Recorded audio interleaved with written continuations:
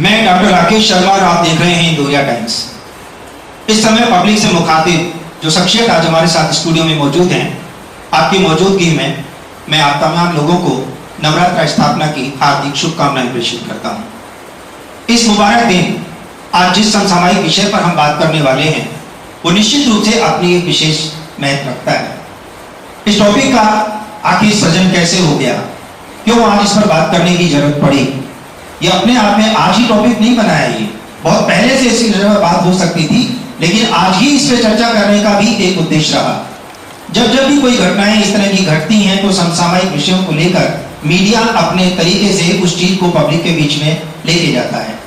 ठीक उसी तरह से इंदौरिया टाइम्स की भी जो मुहिम हमेशा चला करती है समसामयिक विषयों को लेकर, उसी के संदर्भ में आज हमने जिस टॉपिक को चुना है मंथन के लिए, जिन शख्सियत को हमारे स्टूडियो में हमने आमंत्रित किया है, इससे पहले कि मैं उनसे आपका परिचय कराऊं, आज की इस सेमिनार का, आज की इस संगोष्ठी का, इस मंथन कार्यक्रम का जो सब्जेक्ट है वो है नेग्लिजेंसी या एक्सीडेंट। ये अपने आप में दो शब्द नहीं है, बहुत बड़ी व्याख्या का अपने आप में एक इतिहास रखते हैं।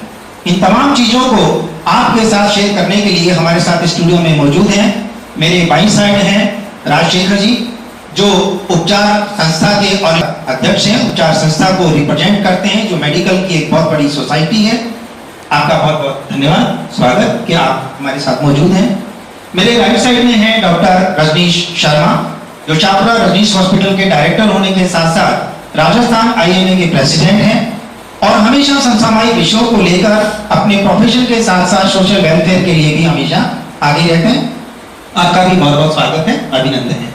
आप ही के साथ हमारे साथ मौजूद हैं डॉक्टर SM यादव साहब, जो कि अपने आप में न केवल तोराबाटी क्षेत्र की एक शख्सियत हैं, बल्कि संजीवनी हॉस्पिटल के डायरेक्टर होने के साथ साथ आपने इंडिया और आउट ऑफ इंडिया भी इस तोराबाटी क्षेत्र को एक पहचान दी है। हमारा सौभाग्य है कि वो भी आज हमारे साथ स्टूडियो में मौजूद हैं। मेरे लेफ्ट साइड में मौजूद हैं संतोष नर्सिंग होम के डायरेक्टर डॉक्टर अशोक गुप्ता जी, जो निश्चित रूप से अपनी एक बुलंद आवाज के साथ साथ अपने जज्बे के साथ जाने जाते हैं। जब जब एक चिकित्सक प्रोफेशन के ऊपर कोई आंच आई है, कोई मुद्दा है, चाहे वो राजस्थान का है चाहे इंडिया लेवल का है, आप एक मुखर वक्ता के रूप में हमारे साथ रहे हैं। आप ही के साथ हमारे साथ मौजूद हैं यहाँ पर श्री श्याम हॉस्पिटल के डायरेक्टर डॉक्टर मनोज गुप्ता, जो हमारे साथ मौजूद हैं। आपका भी मैं स्वागत करना चाहूंगा। कर रहे हैं डॉक्टर राजेश जांगिड़, जो बालाजी ट्रॉमा हॉस्पिटल के डायरेक्टर हैं। और मैं जितना जानूं, कुछ ऐसे विषय रहे हैं बीच बीच में मुझे जब कभी भी मेडिकल साइंस के लॉ की जरूरत पड़ी है, ये मेडिकल साइंस का कानून क्या कहता है, आपने मुझे बहुत अच्छे तरीके से बार बार सपोर्ट किया है, यानी मेरी लेखनी को बदनाम होने से बचाया है कि मेरे से कोई जाने अनजाने ऐसी चीज ना हो जाए, इसलिए आपने मेरा मार्गदर्शन किया है और मैं उस कार्य को कर पाया। अब मैं कार्यक्रम को स्टार्ट करूं क्योंकि अपने आप में विषय बड़ा गंभीर है और हर एक व्यक्ति को हम सुनना चाहते हैं, और पब्लिक जो इस समय इस प्रोग्राम से मुखातिब है उन्हें इस बात को इसलिए भी सुनना चाहिए, अपना बेशकीमती समय उन्हें इसलिए इसको एपिसोड को देना चाहिए कि आखिर ये उनकी जिंदगी का सवाल है। आज आप लोग धरती के भगवान से मुखातिब होने वाले हैं। एक और जहां नवरात्र स्थापना पे मां दुर्गा की आज हम आराधना करते हैं, तो आज इंदौरिया टाइम्स का यह प्रयास है कि धरती के उन भगवानों से आपको रूबरू करवाया जाए, तो न केवल हमें जिंदगी और मौत से जूझते हुए दौर में हमें एक उम्मीद की किरण दिखाते हैं। आखिर जब उन्हें कोई परेशानी होती है तो उस परेशानी को हम किस तरह से शॉर्ट आउट कर सकते हैं, ये भी आज का एक विषय रहेगा। मैं कार्यक्रम के प्रारंभिक दौर में मेरा सम्मानित मंच से पहला सवाल यही रहेगा कि आखिर मेडिकल साइंस है क्या। हर इंसान की एक ही ख्वाहिश होती है कि मैं कभी बीमार ना पड़ूं, और फिर बीमार पड़ जाता है तो फिर एक ख्वाहिश रहती है कि मैं जल्दी स्वस्थ हो और बीमार ना पड़े और वो जल्दी स्वस्थ हो जाए।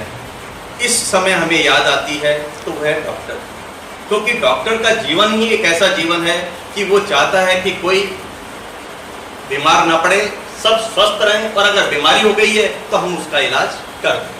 यही एक डॉक्टर का जीवन है। अब मैं बताऊंगा, जब हमारे भारत के परिवेश में जब बच्चा थोड़ा सा बड़ा हो जाता है, पहले तो बचपन से ही पूछते थे क्या बनेगा, वो कहता है डॉक्टर बनूंगा। अब आजकल लोग बात डॉक्टर बनने से कई बार नहीं बताते, लेकिन जो बड़ा होता है तो उनके माता पिता की इतनी महत्वाकांक्षा रहती है कि मेरा बच्चा अब डॉक्टर बने, कहता हमारे परिवार का डॉक्टर बने, हमारे गांव का डॉक्टर बने, ताकि वो यहाँ की सेवा कर सके। क्योंकि साहब ये ऐसा पेशा है कि जो पेशा भी है और स्वास्थ्य सेवा का भी है। अगर ये करेंगे तो साहब हमारी 7 पुश्तें भी तर जाएंगी। इसलिए हर आदमी अपने बच्चे को डॉक्टर बनाना चाहता है, क्योंकि ये एक नोबल प्रोफेशन है। पर नोबल प्रोफेशन के साथ ये आपकी पहले सबसे अच्छी ट्रेन डॉक्टर बनने के लिए जाया जा करती थी, ताकि हम स्वास्थ्य के क्षेत्र में, चिकित्सा के क्षेत्र में ऊंची से ऊंची और अच्छी से अच्छी सेवाएं हमारे देश को प्रदान कर सके। इसी कारण से भारत के डॉक्टर यही नहीं पूरे विश्व के अंदर नाम रोशन कर रहे हैं। अब यहाँ पर सबसे पहले जो बच्चा होता है वो पहले पढ़ाई करता है, कोचिंग करता है, कोचिंग के बाद वो नीट की तैयारी करते हैं। इस बार के भी अपन ने क्रम में देखा होगा कि 23 लाख से ज्यादा लोगों ने डॉक्टर बनने की वो की। अब उसके बाद वो कर रहे हैं तो उस समय उनको इतना ज्यादा टॉर्चर सा हो जाता है कि उनमें देखा कि कईयों ने नीट एग्जाम देते समय उनके साथ जो हुआ उसमें आत्महत्या कर ली, किसी ने पढ़ाई के दौरान कर ली, किसी ने डॉक्टर बनने के दौरान कर ली। तो हम आज इस चीज को मंथन करने के लिए जो आपने इसका दिया है कि क्यों जो चिकित्सा से स्वास्थ्य क्षेत्र के अंदर लोगों की जान बचाने के लिए तत्पर हैं, ऐसे लोगों को क्यों जान के लिए खुद की जान बचाने के लिए संकट आ गया है, उनको क्यों मेंटल हेल्थ की जरूरत पड़ गई है। इसमें मैं माता पिताओं के साथ भी बताऊंगा, जिसकी हमारे गांव के खेतिहर किसान की फटी हुई धोती है, वो अपने बच्चे को ताड़ ठोक के कहता है मैं भी अपने बच्चे को डॉक्टर बनाऊंगा, और वो अपने उसके ऊपर कर्ज ले लेता है और कर्ज लेने के बाद अपने बच्चे की कोचिंग करा के वो डॉक्टर बनाता है। और आप मान के चलो करोड़ों रुपए खर्च करके जब वो अपने बच्चे को स्पेशलिस्ट तैयार करता है और जब नौकरी के लिए मैदान में आता है तो सरकारी नौकरी के लिए उसको 55,000 रुपए के लिए एक नौकरी के लिए बताया जाता है। कई बार तो वो अगर किसी विशेष परिस्थिति में है तो उसको ऐसी जगह दे दिया जाता है कि मान लो उसको सीटी सर्जन है या हार्ट का ऑपरेशन कर सकता है, उसको गाँव में बिठा दिया तो उसका हमारा जो गुणवत्ता है उसका पूरा काम नहीं हो पाता। तो इस प्रकार से हमारे स्वास्थ्य के क्षेत्र के अंदर ये परेशानियां, जो कि हमारा ये था कि एक आयाम था, एक नोबल प्रोफेशन था, उसके सामने ये कुछ चिंता होने के विषय हुए। तो मेडिकल साइंस धीरे धीरे प्रगति करती जा रही है। पहले नब्ज देख के इलाज होता था, उसको हम क्लिनिकल बेस्ड मेडिसिन कहते थे। आजकल हर जो हमारा इलाज है उससे पहले, जैसा भी आपने स्कीम्स की या कोई भी बात करते हैं तो उसमें होता है कि भाई इसका एविडेंस क्या है, अगर डेंगू है तो इसका टेस्ट पॉजिटिव है क्या, अगर स्क्रब टाइफस है ये। तो आजकल जो बीमारी है वो एविडेंस बेस्ड मेडिसिन हो गई है। तो मेडिकल साइंस के अंदर डॉक्टरों का जो रुझान है वो क्लिनिकल की जगह क्या हो गया, एविडेंस बेस्ड हो गया। तो मेडिकल साइंस के लिए आज हम मंथन में यही मंथन करना चाहते हैं, अगर आप कभी भी बीमार पड़ते हैं तो ये मान के चलिए जो सामने जो डॉक्टर है वो एक देवदूत है, जो कि आपके प्राण जब संकट में आ गए हैं तो उनको बचाने के लिए कार्य कर रहा है। और मैं सेमिनार को आगे बढ़ाऊं उससे पहले मैं आप सभी लोगों का ध्यान दिला देना चाहता हूं। हाल ही में देश के प्रधानमंत्री नरेंद्र मोदी ने 15 अगस्त को अपने स्पीच में ये बात बड़ी बुलंदी के साथ मार्क करते हुए कही थी कि हमारा जो मीडिया है जब कभी भी कोई क्राइम होता है उसे फ्रंट पेज पर छापने से नहीं चूकता, और जब उस व्यक्ति को दंडित किया जाता है, उसको पनिश किया जाता है, उसको सॉल्यूशन दिया जाता है, तो या तो वो छपता नहीं, और छपता है तो 16वें पेज के कोने पे छपता है। ये बहुत बड़ी बात है। ये मेरे मीडिया साथियों के ऊपर एक सवाल है कि यदि हम ट्रांसपेरेंसी के साथ उस बात को सामने लाना चाहते हैं तो उसका कंक्लूजन क्या निकला, सॉल्यूशन क्या था, उसे क्यों नहीं बताया जाता। शायद इन्हीं सब चीजों को ध्यान में रखते हुए ये मंथन कार्यक्रम है कि यदि ट्रांसपेरेंसी हो तो इस कदर हो, ये घटना घटी है तो आगे क्यों घटी है, उसका सॉल्यूशन क्या होगा, वो भी सामने आना चाहिए। हमारे बीच में एक प्रोफेशन के साथ साथ डॉक्टर होने के साथ साथ समाज सेवी भी, इनको कई जगह माना है, आपने समाज के लिए बहुत समय दिया है, कंट्री और आउट ऑफ कंट्री भी आप रहे हैं।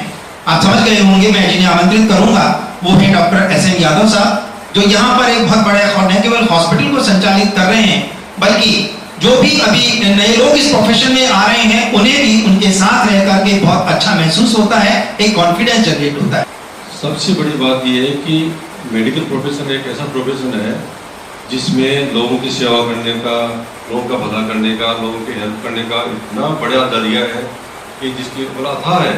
और आप ताज्जुब करोगे, एक मेडिकल प्रोफेशन ऐसा प्रोफेशन है जो सबसे ज़्यादा चैरिटी करता है, लोगों की सेवा करता है, लोगों को फ्री के अंदर काम करता है। आप वकील देख लो, आप चाहे सीए देख लो, कोई प्रोफेशनल जो बॉडी है वो कोई फ्री में काम नहीं करती, कोई कैंप नहीं लगाती, कोई फ्री में कोई सर्विस नहीं देती। और मेडिकल प्रोफेशन में कोई आदमी रिक्वेस्ट करता है सर मेरे पास ये नहीं है, कोई बात नहीं, हम तेरा काम कर देंगे। तो चैरिटी का देखी जाए तो मेडिकल प्रोफेशन सबसे ज़्यादा चैरिटी आज टाइम में पूरे देश में है, तो सबसे ज़्यादा सकते हैं कि वो व्यक्ति कोई सोशल वेलफेयर के लिए कार्य करेगा लेकिन एक चिकित्सक ऐसा होता है जो हालात और परिस्थिति को न केवल समझता है बल्कि उसके अनुरूप अपना बेस्ट देने की कोशिश करता है, ऐसा डॉक्टर एस.एन. यादव साहब का मानना है।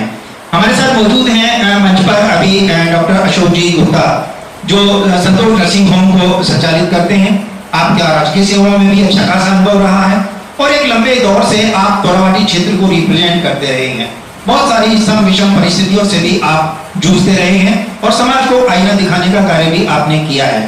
मेरी आपसे यही गुजारिश होगी, आप ये बताएं कि अपने प्रोफेशन के दौरान पब्लिक से आपकी किस तरह की एक्सपेक्टेशंस रहती हैं, किस तरह की परेशानियां आपके सामने आती हैं, फिर पब्लिक को समझाना कितना मुश्किल होता है, क्यों पब्लिक कोऑपरेट नहीं कर पाती है या हम समझा नहीं पाते हैं, इसको लेकर आपका क्या नजरिया? क्या है कि डॉक्टर से ये सोचते कि मेरा अच्छा हो। सीरियस पेशेंट भी आता है, उसके लिए भी वो सोचते कि अच्छा हो, लेकिन सीरियस पेशेंट के अंदर जो वेक्स वगैरह होते हैं उनका रोल होता है, वो सिंपल केस को कॉम्प्लिकेटेड बनाते हैं और कॉम्प्लिकेटेड केस आपसे आता है, उसमें भी आपके इससे अच्छा करती है। और आपके पास ऐसी स्थिति होती है जैसे एनीमिया है या फिर उसको सीवियर इन्फेक्शन है या गैंग्रीन हो गया, जबकि सिंपली पेशेंट यदि टाइमली आपसे आ जाए तो आप उसको अच्छा कर सकते हो। और उसमें कॉम्प्लिकेशन में आप उसको यदि करते हो और उसकी यदि रिजल्ट नेगेटिव होते हैं तो वो आपसे बात को रखा और इन्होंने कहा कि पब्लिक से भी हमारी कुछ एक्सपेक्टेशन होती हैं। नो डाउट, जब कोई गाड़ी चलाने वाला ड्राइवर होता है उसके साथ बहुत सारे पैसेंजर होते हैं। हमें इस बात को समझना पड़ेगा कि जब पैसेंजर को लेकर कोई ड्राइवर चल रहा होता है तो सबसे पहले सामने फ्रंट का कोई भी जोखिम होता है वो उसी के साथ आने वाला होता है।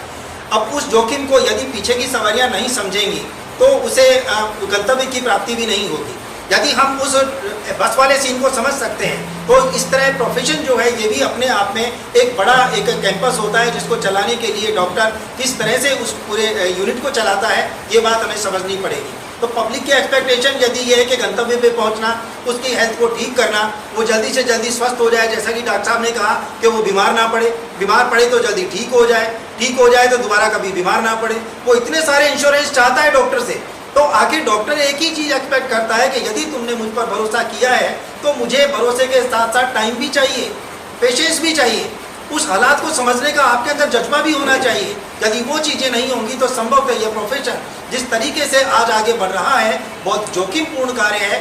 बहुत कम लोग आज प्रोफेशन को अपनाने की कोशिश कर रहे हैं, जो हैं उन्हें जोखिम नज़र आता है, उसकी प्रेस्टीज दांव पर लगी हुई है, उसकी गुडविल सामने आ जाती है और इन तमाम चीज़ों को लेकर प्रशासन कई बार मोह दृष्टा के रूप में सामने आता है, वो कोई एक्शन नहीं ले पाता उसका। तब तक मोह में आई हुई वो भीड़ जिस तरह का नुकसान कर सकती है, उसका जो गुडविल का नुकसान कर सकती है, उसका इंफ्रास्ट्रक्चर को खराब कर सकती है, वो सारी चीज़ें होती हैं। मेरे अगले जो सीन है जो हम बाई लॉ की तरफ आगे बढ़ेंगे, उससे पहले मैं सम्मानित मंच की इजाज़त से आज का एक न्यूज़पेपर है जो संपादकीय लिखा है, मैं उस संपादकीय को पढ़ना चाहूँगा जिसके आधार पर अगले 4 प्रश्नों पे हम अपने सेमिनार को आगे ले जाना चाहेंगे। संभवतः वो कंक्लूजन उसका होगा।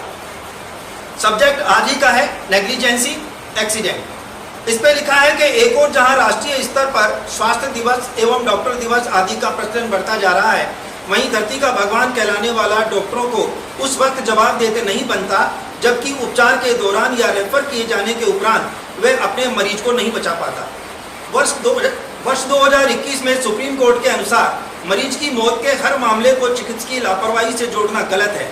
सुप्रीम कोर्ट ने यह भी कहा था कि लापरवाही होने पर भी परिजनों को डॉक्टरों के साथ गलत व्यवहार नहीं करना चाहिए, बल्कि सबसे पहले यह जानना जरूरी होता है कि व्यक्ति की मौत का कारण डॉक्टर की नेग्लिजेंसी है या कि एक एक्सीडेंट। आखिर दुनिया में ऐसा कौन सा हॉस्पिटल है जिसके अंतर्गत कोई कैजुअलिटी ना हुई हो या कि जानबूझकर एक चिकित्सक द्वारा किसी व्यक्ति को जनहानि के लिए प्रेरित किया गया हो या कि रेफर किया गया हो। यदि ऐसा नहीं है तो यह अलग बात है कि चिकित्सा भी आज एक प्रोफेशन है, प्रोफेशन में इन्वेस्टमेंट भी है। बावजूद इसके यदि हॉस्पिटल संसाधनों का अभाव महसूस करता है तो वह रोगी एवं उसके परिजनों को समय रहते सूचित करते हुए उचित एवं बेहतर संसाधन युक्त नियर अबाउट हॉस्पिटल या मेडिकल कॉलेज को रेफर कर देना बेहतर समझता है ताकि उसे या उसके परिजन को जनहानि से बचाया जा सके। सामान्य अर्थ में लापरवाही का आशय किसी काम को ठीक ढंग से न करना या असावधानी पूर्व करना होता है, लेकिन कानून की नज़र में केवल ठीक ढंग से काम न करना ही लापरवाही नहीं होती है। इससे पहले कि मैं कानून की जानकारी के लिए डॉक्टर साहब के पास पहुंचूं, अभी जहांगीर साहब के पास, मैं इसीलिए इस बात को रख रहा हूं। बल्कि कानून की नज़र में लापरवाही तब मानी जा सकती है जबकि कोई व्यक्ति चिकित्सक अपनी ड्यूटी या जिम्मेदारी का पालन ठीक ढंग से नहीं करता, लापरवाही पूर्वक करता है और इसके परिणाम स्वरूप दूसरे व्यक्ति यानी मरीज को क्षति या हानि पहुंचती है, तो कानूनी दृष्टि से इसे लापरवाही माना जा सकता है। लेकिन अस्पताल में इलाज के दौरान मरीज की मौत के मामले में चिकित्सा कदाचार के नियमों के मुताबिक अगर मरीज को किसी चिकित्सा प्रक्रिया के बारे में पूरी जानकारी नहीं दी गई तो डॉक्टर या स्वास्थ्य देखभाल प्रदाता जिम्मेदार हो सकता है। जैसा कि अगर सर्जन मरीज को किसी प्रक्रिया के अंग खोने का जोखिम बताता है और मरीज को अंग खोना पड़ता है तो डॉक्टर जिम्मेदार होगा। इस पर भी रोगी या उसके परिजन या कोई भी आम व्यक्ति चिकित्सक या चिकित्सीय व्यवस्थाओं को उसकी छवि को खराब करने का हक नहीं रखता। उल्लेखनीय है कि लापरवाही को टॉर्टर और अपराध दोनों माना गया है। टॉर्टर के अंतर्गत क्षतिपूर्ति के लिए सिविल न्यायालय में मुकदमे दायर किए जा सकते हैं और अपराध के रूप में फौजदारी न्यायालयों में उपभोक्ता संरक्षण नियम अधिनियम 1986 के अंतर्गत भी इस तरह के मामलों की शिकायत दर्ज कर एक क्षतिपूर्ति की मांग की जा सकती है। ये दैनिक इंदौरिया समाचार जगत का आज का संपादकीय है। मैं अवाम को ये बताना चाहता हूँ, इस संपादकीय के जरिए ना यहाँ किसी प्रोफेशन को सपोर्ट किया गया है और ना ही किसी आम व्यक्ति को जोखिम में डाला गया है। सारी चीजें हमारे संविधान के अंतर्गत मौजूद हैं, सिस्टम के अंतर्गत मौजूद हैं। एक व्यक्ति अपना बेस्ट देने की कोशिश में यदि किसी भी वजह से नाकामयाब साबित होता है तो भी उसके कारणों की जांच किए जाने से पहले किसी भी तरह के एग्रेसिव माहौल की कोई गुंजाइश नहीं रह जाती। यदि हम इस तरह का माहौल क्रिएट करेंगे तो न केवल क्षेत्र में लाखों का इन्वेस्टमेंट करने वाले वो चिकित्सीय भगवान एक प्रेशर में आ जाएंगे, बल्कि प्रेशर में रहकर हमें उचित इलाज भी नहीं दे पाएंगे। जो कार्य हमारे क्षेत्र में बहुत कम साधन और अपनी पॉकेट में हो सकता है, वही मेट्रो सिटी में जाकर कितना गुना बढ़ जाने वाला है, हमें इस बात को भी समझना होगा। यदि हमने इस चीज को इग्नोर किया तो संभवतः आज के इस कार्यक्रम के मंथन का कोई पर्पस नहीं रह जाता। संभवतः आज के तमाम डॉक्टर्स आपसे जिन बातों को साझा करना चाहते हैं उसे आप इनके प्रोफेशन से इतर हमारे वेलफेयर की दिशा में यदि सोचेंगे तो संभवतः इसका हमें बेनिफिट होने वाला है। मैं अब आगामी वक्ता के रूप में मैं डॉक्टर जहांगीर साहब से ये निवेदन करूंगा कि आप बताएं आखिर मेडिकल साइंस के अंतर्गत लॉ क्या कहता है। नेग्लिजेंस और मेडिकल दोनों डिफरेंट चीज़ें हैं। नेग्लिजेंस में अगर अपन शुरू से स्टार्ट करें तो इसमें 4 Ds होते हैं। फर्स्ट ड्यूटी, कोई भी आदमी या डॉक्टर है कुछ भी उसके लिए ड्यूटी होती है।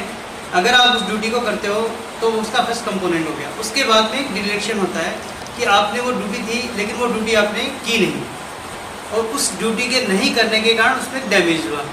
और उस डैमेज का ये नहीं है कि कोई एक सर्कल से हो, उसका एक डायरेक्ट कनेक्शन होना चाहिए। समझने की, जैसे मान लीजिए मैंने कोई ऑपरेशन किया और उस ऑपरेशन में मुझे जो कुछ करना था वो मैंने नहीं किया, उसके कारण पेशेंट की जो टांग वो छोटी रह गई और वो सीधा इसलिए रही कि मैंने उसमें प्लेट नहीं डाली, कुछ और डाल दिया, वो नेग्लिजेंस में। लेकिन मैंने किसी मरीज़ का ऑपरेशन किया, अच्छी तरह से किया और उसमें अच्छी रोड डाली, लेकिन किसी कारण से सपोज उसने दोबारा चोट लगी, रोड टूट गई और उसके कारण उसकी पैर छोटा हो गया, तो वो नेग्लिजेंसी में नहीं आता है। अब नॉर्मली लोग सोचते हैं कि चाहे वो 10 साल बाद में हुआ हो या तुरंत हुआ हो, वो उसी से ऐड कर देते हैं। नेग्लिजेंसी में डायरेक्ट नेक्सस होना बहुत ज़रूरी है। ये तो इसके कंपोनेंट हो गए। अब मेडिकल नेग्लिजेंसी और नेग्लिजेंसी दोनों डिफरेंट चीज़ें हैं। सुप्रीम कोर्ट ने जब जैकब मैथम केस में हुआ था जिसमें उनको बेल भी नहीं मिली थी क्योंकि उसमें दोनों नेग्लिजेंसी सेम मानी जाती थी, तो उन्होंने उसमें गाइडलाइंस दी थी, उन्होंने क्लियर करता कि एक रेकलेस होना चाहिए, ग्रॉस नेग्लिजेंसी होनी चाहिए, जो कि इंडियन जो भी BNS है या IPS है उसके अंदर मेंशन नहीं है। मतलब जो मेडिकल नेग्लिजेंसी है उसके जो पैरामीटर्स हैं उनको IPS या BNS से नहीं कर सकते क्योंकि उसमें तय नहीं रखा है, वो कोर्ट डिसाइड करता है।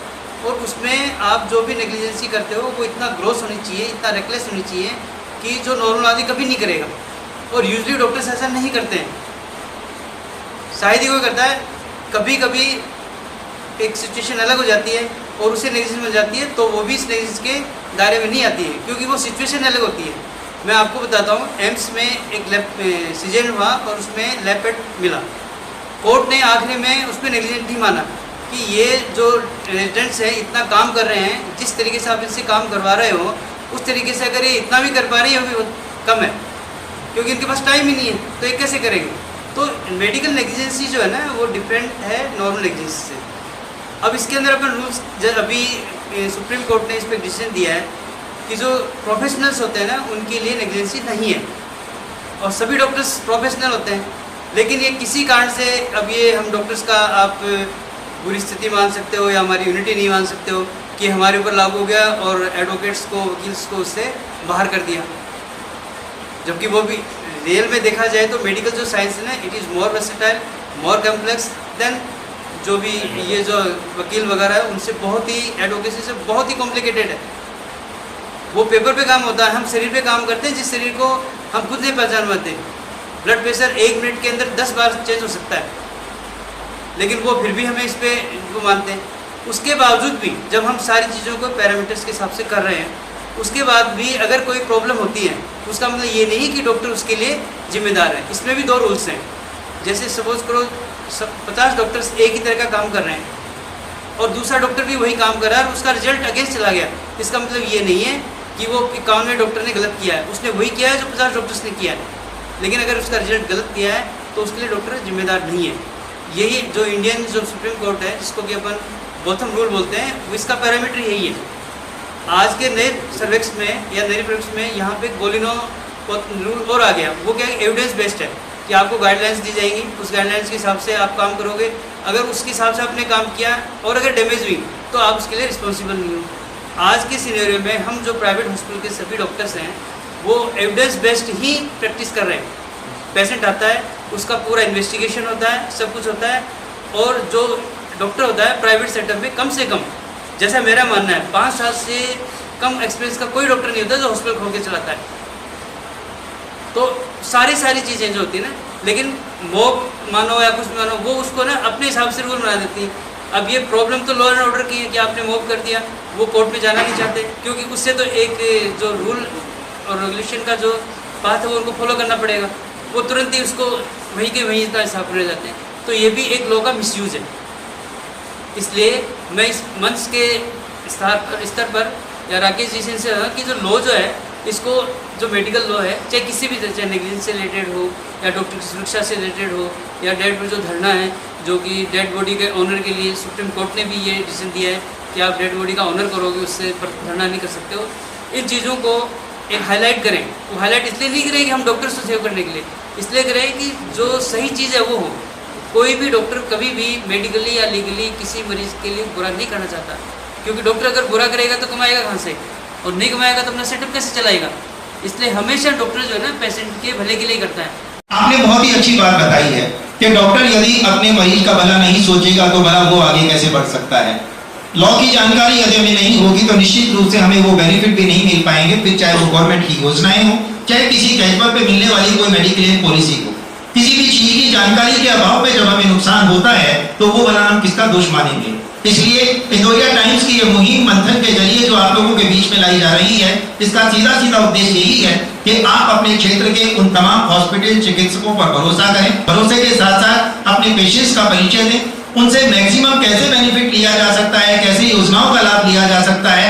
वो कभी भी आपको गलत सलाह नहीं देंगे, और यदि करने में सक्षम नहीं होंगे तो रेफर भी करेंगे तो प्रॉपर उस लेवल पे रेफर करेंगे कि मरीज को बचाया जा सके, जो कि आज की टीम का एक उद्देश्य है। नेग्लिजेंसी जानबूझकर कभी नहीं होती है, एक्सीडेंट कहीं भी हो सकता है। अब यदि पैर फिसलने से किसी की डेथ हो जाती है, एक्सीडेंट ड्राइविंग करते हुए डेथ हो जाती है, तो हम क्लेम किससे उठाएंगे। एक बहुत अच्छी बात बोली आपने कि सुप्रीम कोर्ट ने ये कहा है कि डेड बॉडी का ऑनर होना चाहिए। हम डेड बॉडी का ऑनर नहीं करके आज उसकी बेकदरी करते हैं। पर मैं बहुत ही खुले शब्दों में ये बात कहना चाहता हूं कि संभवतः शायद कोई पेशेंट का अटेंडेंट भी नहीं चाहता उसकी दुर्गति। हमें आम व्यक्ति को समझना पड़ेगा। राजनीति करने के बहुत सारे मुद्दे समाज के अंदर मौजूद हैं, अच्छी पॉजिटिव राजनीति भी की जा सकती है, लेकिन यदि डेड बॉडी पे राजनीति की जाती है तो ना वो इंसानियत के खाते में काउंट होगी और ना ही वो पब्लिक और समाज के लिए हितकर होगी। मैं आप लोगों के नहीं कहता हूं, लेकिन मुझे आज कितना सीखने को मिल रहा है, मैं भाई मीडिया कितनी अपनी अपडेट कर पा रहा हूं ताकि समय समय पर पब्लिक की मैं पैरवी कर सकूं, ये अपने आप में एक बड़ी बात है।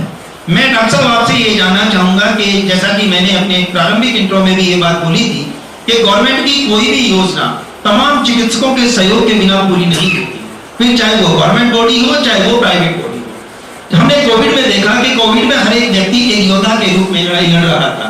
वहां ये फर्क खत्म हो गया था कि कौन गवर्नमेंट हॉस्पिटल में जा रहा है, कौन प्राइवेट हॉस्पिटल में जा रहा है। एक जज्बा इस यंग जनरेशन को देखने को यदि मिला तो वो कोविड में देखने को मिला। आपने पूछा कि मेडिकल साइंस क्या है। मेडिकल साइंस को समझने से पहले हमारे को ये समझना होगा कि हेल्थ क्या है। तो WHO की जो डेफिनेशन है हेल्थ की, वो ये है कि health is not merely N absence of disease, but it's a state of complete physical, mental and social wellbeing. मतलब आपको केवल बीमारी नहीं है, इसका मतलब ये नहीं है कि आप स्वस्थ हैं, आप मानसिक रूप से स्वस्थ हैं, फिजिकली स्वस्थ हैं और सोशली भी स्वस्थ हैं। तो मेडिकल साइंस का जो रोल है वो है आपकी मेंटल और फिजिकल हेल्थ को ठीक रखने के लिए। तो जो व्यक्ति आपका, जो विज्ञान आपकी मेंटल और फिजिकल हेल्थ का ध्यान रखती है, वो मेडिकल साइंस है। दूसरा जो सवाल था वो था ये सेवा का व्यवसाय है। निश्चित रूप से सेवा का व्यवसाय है। हमारा जो प्रोफेशनल कोड ऑफ कंडक्ट है वो मेडिकल काउंसिल ऑफ इंडिया, अब उसे हम नेशनल मेडिकल कमीशन कहते हैं, लेकिन जो मेडिकल काउंसिल ऑफ इंडिया ने 2002 में जो प्रोफेशनल कोड ऑफ कंडक्ट बनाया था वो आज भी हम पे लागू होता है।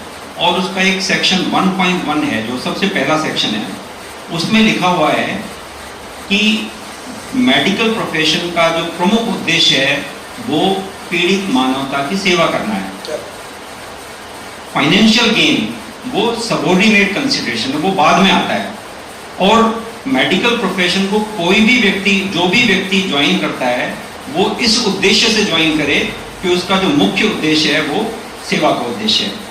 लेकिन धीरे धीरे कालांतर में मेडिकल प्रोफेशन अब एक हेल्थ केयर इंडस्ट्री के रूप में डेवलप हुआ है।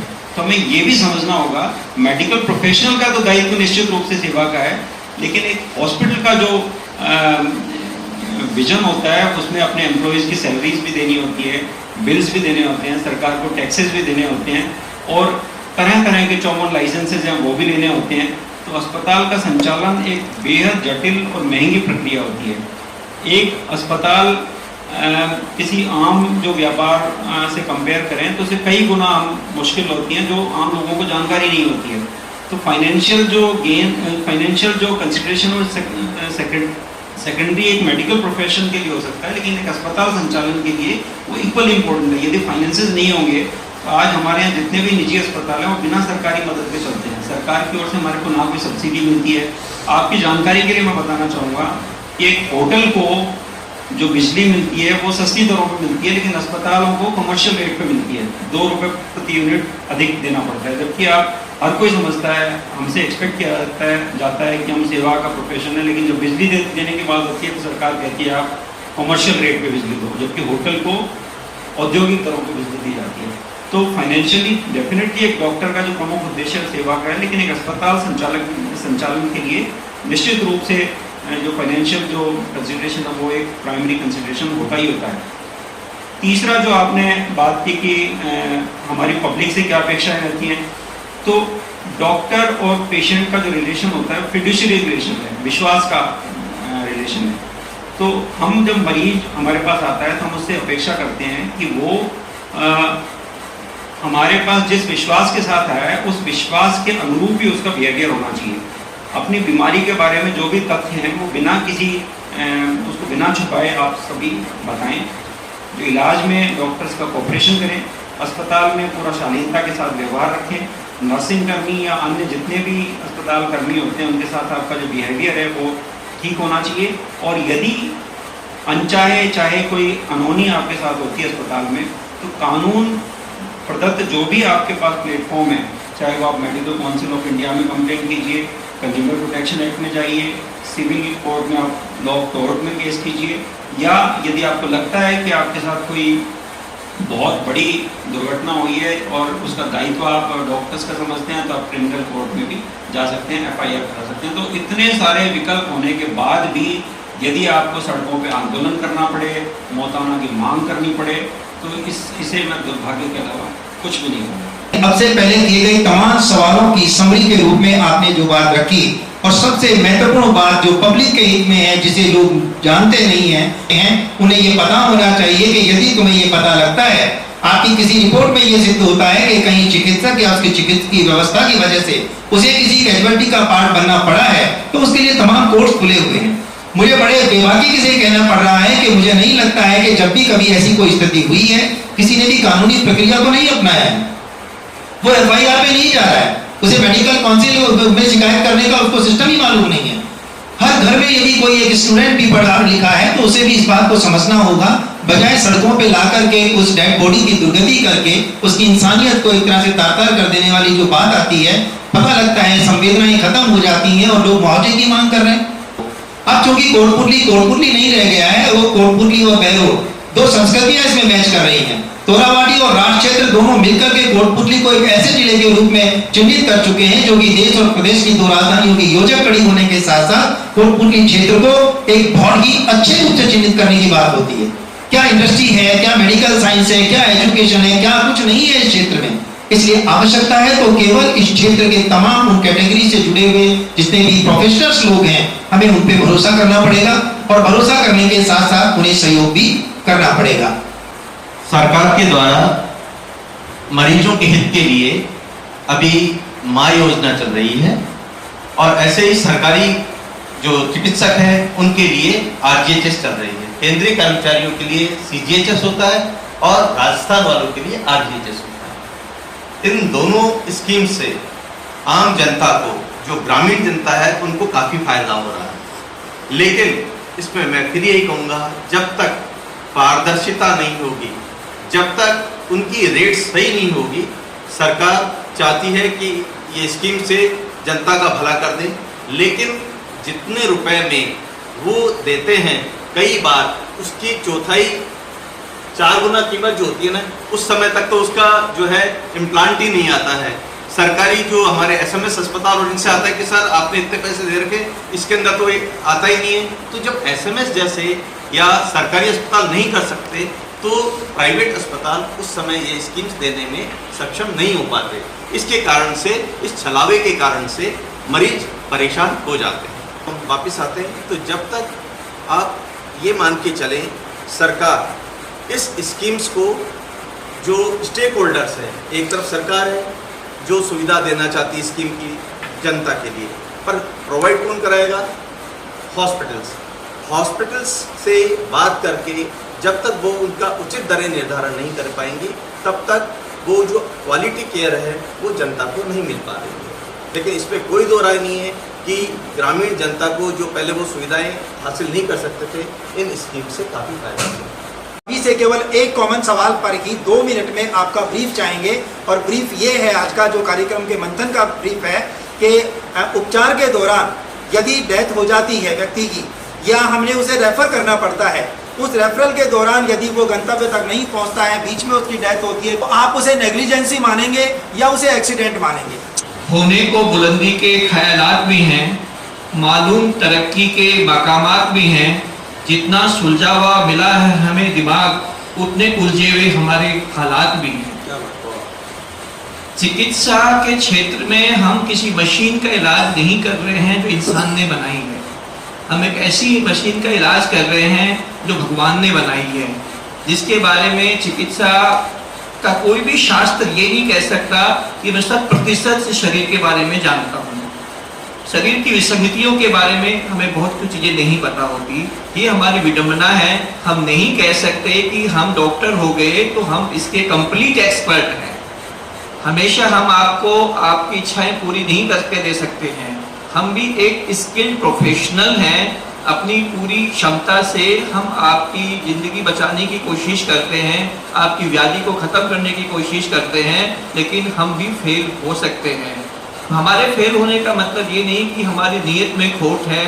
इस समय कोई डायग्नोसिस में हमसे गलती हो सकती है, किसी ट्रीटमेंट सिलेक्शन में गलती नहीं, चुनाव अलग हो सकता है, किसी अलग हो सकता है, तो हमें चुनाव करना होता है। कुछ सेकंडों का हमारे पास वक्त होता है डिसीजन लेने के लिए कि कौन सा इंजेक्शन लगाना चाहिए, कौन सा ऑपरेशन करना चाहिए, क्या करना चाहिए। 99% हर डॉक्टर सक्सेसफुल है। 1% के क्षेत्र में, चाहे अमेरिका हो, चाहे एम्स हो, चाहे एसएमएस हो, चाहे प्राइवेट सेक्टर हो, हर जगह विसंगतियाँ पैदा होती हैं। तो जनता से उम्मीद की बात ये थी, जनता ये उम्मीद न लगाए कि डॉक्टर हमेशा आपको सफलता प्राप्त देगा। मैं सिंपली मरीजों को कहता हूँ, आप बोरिंग वाले से गारंटी लेते हो कि पानी आएगा, तो पानी आएगा तो पैसे देंगे। तो इसको मेडिकल की आउटपुट में कहते हैं एफर्ट, आउटपुट एंड आउटकम। हमारा एफर्ट है कि आपका मरीज ठीक होए, आपका मरीज ठीक हो जाता है, ये आउटकम है, और आप हमें थैंक यू बोलते हो, ये आउटपुट है। तो अफर्ट आउटकम आउटपुट ये हर प्रोफेशन का रेशियो होता है, हर अफर्ट आपके आउटपुट में कन्वर्ट नहीं होएगा। डॉक्टर्स से मेरा निवेदन है कि हम कई बार भयभीत हो जाते हैं। भयभीत हम इस चीज़ से नहीं होते कि हमसे क्या गलती हुई, भयभीत इस चीज़ से होएंगे कि हमारी गलती के बारे में लोग क्या धारणाएं बनाएंगे। शायद अब वक्त आ गया है कि हम भय छोड़ के ये स्वीकार करें कि yes this is complication but this is not my negligence. तो कॉम्प्लिकेशंस हो सकती हैं, हमें दबाव में आके कानूनन चीज़ों से परे जाके लोगों के मुताने की मांगों को नए सिरे से खारिज कर देना चाहिए और कानून को अपना काम कर देना चाहिए। कानून के हिसाब से मरीज अपनी सेवाएं ले सकता है। कहीं भी किसी डॉक्टर ने ग्रॉस नेग्लिजेंस नहीं करी होती है। हम सब क्वालिफाइड लोग हैं, हम क्वैक्स नहीं हैं। तो ग्रॉस नेग्लिजेंस का पहला हिस्सा है आज क्वालिफाइड, हम क्वालिफाइड हैं। तो हमें क्रिमिनल नेग्लिजेंस से डरना नहीं चाहिए, हमें चीज़ों को एविडेंस बेस्ड फेस करना चाहिए। तो मैं डॉक्टर्स से निवेदन करूंगा, पूरे विश्व से, पूरे भारत से, पूरे राजस्थान से, तोरावाटी से, राग प्रदेश से, कि हमें समस्याओं का एक साइंटिफिक तरीके से मुकाबला करना चाहिए। राजशेखर जी का, रजनीश जी का धन्यवाद दूंगा कि मेरी विपत्ति में उन्होंने मुझे यही बोला कि डॉक्टर साहब चिंता मत करो, आप गलत नहीं हो, गलती नहीं कर सकते हो, हम आपके साथ खड़े हुए हैं। तो कोई भी डॉक्टर अपनी गलती नहीं करता है, ग्रोथ तो हो ही नहीं सकती। तो जनता को हम नहीं समझा पाएंगे, लेकिन डॉक्टर समझ लें कि डरना नहीं है, अपने काम पे ध्यान देना है, मानवता की हमेशा सेवा करते हैं, मरीजों की जान की रक्षा करने की कोशिश करते हैं। पैसे की भी कोई बात नहीं आती। हर डॉक्टर कितने पेशेंट्स की कॉम्प्लिकेशन इलाज फ्री में करता है, किसी को पता ही नहीं है कितनी कॉम्प्लिकेशन होती है। हम मरीज से इसलिए पैसे नहीं मांगते हैं, इसको समझ में नहीं आएगा पैसे किस बात के लगते हैं, हम झेल लेते हैं उनको। इसको बोलेंगे ये और इल्जाम लगाएगा, छोड़ यार। तो सर्वप्रथम डॉक्टर्स को समझना होगा कि अपनी पीड़ाएं जनता के सामने रखें, अपनी पीड़ाएं अधिकारियों के सामने रखें, अपनी पीड़ाएं मीडिया के सामने रखें। क्योंकि आज तक हमने अपने घाव दिखाए नहीं हैं, लेकिन अब हमें घाव दिखाने पड़ेंगे। आज के इस मंथन कार्यक्रम के दौर में आपको ये समझ में आता है कि डॉक्टर जो सभी को समाधान देने के लिए तत्पर रहता है, वो खुद कितना जख्मी है, कितना परेशान है, कहाँ कहाँ वो शोषित है, किस किस तरह से उसका शोषण हो रहा है। और ऐसी स्थिति में तमाम उन सारी चीज़ों को फेस करते हुए यदि वो किसी व्यक्ति के जान के जोखिम को कम करने के साथ बराबर प्रेरित रहता है और लास्ट में यदि उसे मौताना देना पड़े, उसके सामने आकर ऐसी स्थितियाँ पैदा कर दी जाएँ, पुलिस प्रोटेक्शन उसे ना मिले, सरकार उसे कोई संरक्षण ना दे, तो भला वो व्यक्ति किस तरह से निश्चित भाव से किसी पेशेंट को एक अच्छे स्वास्थ्य की बेहतर सुविधाएं दे सकता है। ये अपने आप में विचारणीय प्रश्न है। बीमार होकर के हॉस्पिटल में आकर अपनी धारणा बनाना एक अलग बात है। स्वस्थ होकर स्वस्थ मस्तिष्क के साथ यदि हम इस प्रोफेशन को एक्सेप्ट करेंगे तो संभवतः ना कोई बीमार होगा, और यदि बीमार होगा तो समय से पहले बहुत जल्दी वो स्वस्थ भी हो जाएगा।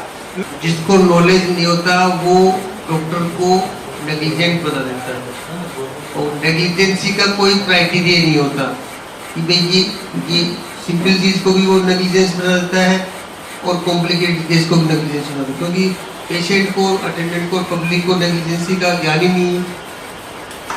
मैं डॉक्टर राजशेखर के पास पहुंचूं उससे पहले मैं बताऊं कि टॉपिक के अंतर्गत नेग्लिजेंसी और एक्सीडेंट शब्द जो चिन्हित किया गया, उसका पर्पज सिर्फ इतना था। नेग्लिजेंसी जो शब्द है वो हॉस्पिटल के दौरान यदि वो है तो वो नेग्लिजेंसी में काउंट हो सकती है, लेकिन यदि वो इन केस कहीं रेफर किया जाता है तो वो किसी एक्सीडेंट से कम नहीं होता।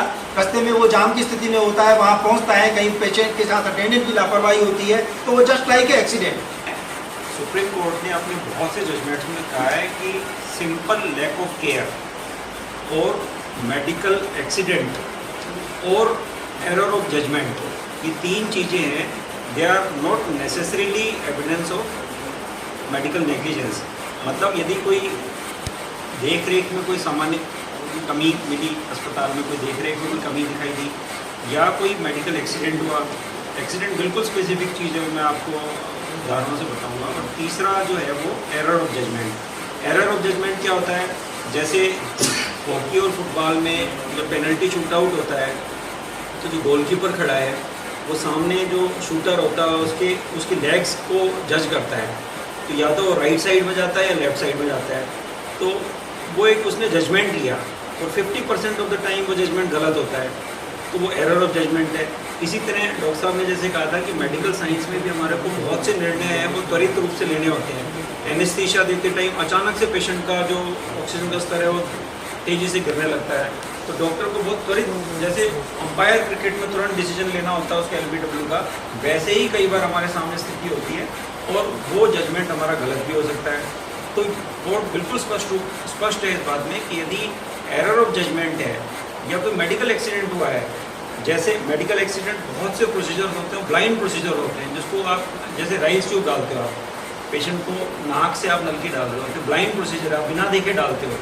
तो कई बार यदि पेशेंट की ईसोफेगस में खाने की जो ब्लड की नलियाँ हैं वो यदि फूली हुई हैं तो उससे ब्लीडिंग शुरू हो सकती है।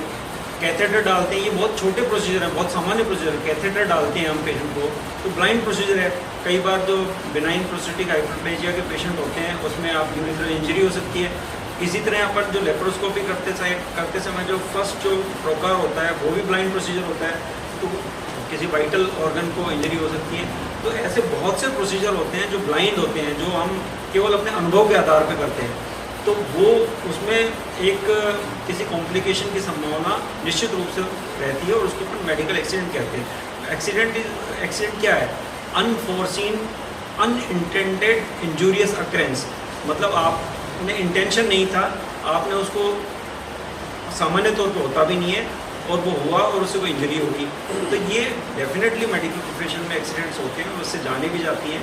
लेकिन नेग्लिजेंस वो तभी है जब हमने उस एक्सीडेंट को रोकने के लिए पर्याप्त, हमने हमारे पास जो व्यक्ति उस प्रोसीजर को कर रहा था उसके पास योग्यता नहीं थी, या उसके पास योग्यता थी और उसने उसका एग्जीबिशन सही तरीके से नहीं किया। जैसे कोई सर्जन है वो सर्जरी कर सकता है, लेकिन एनेस्थेटिस्ट यदि सर्जरी कर रहा है तो डेफिनेटली नेग्लिजेंस है। इसी तरह कोई फिजिशियन है वो अपेंडिक्स का ऑपरेशन कर रहा है या लेप्रोस्कोपी कर रहा है, तो ये निश्चित रूप से नेग्लिजेंस है। लेकिन यदि कोई योग्य व्यक्ति जिसके पास मेडिकल काउंसिल ऑफ इंडिया के मानदंडों के हिसाब से योग्यता है और वो यदि सर्जरी करता है, उस सर्जरी के दौरान यदि कोई अनहोनी होती है, दुर्घटना होती है, कोई कॉम्प्लिकेशन होता है, तो वो नेग्लिजेंस नहीं है। तो कोर्ट इस बारे में बिल्कुल स्पष्ट है कि simple lack of care, medical accident या error of judgement, these are not evidence of medical negligence. Negligence के जो क्राइटेरिया हैं वो बिल्कुल डॉक्टर साहब ने जैसा बताया वो हैं। तो 3 तरह की सिचुएशन एक हॉस्पिटल में हो सकती है।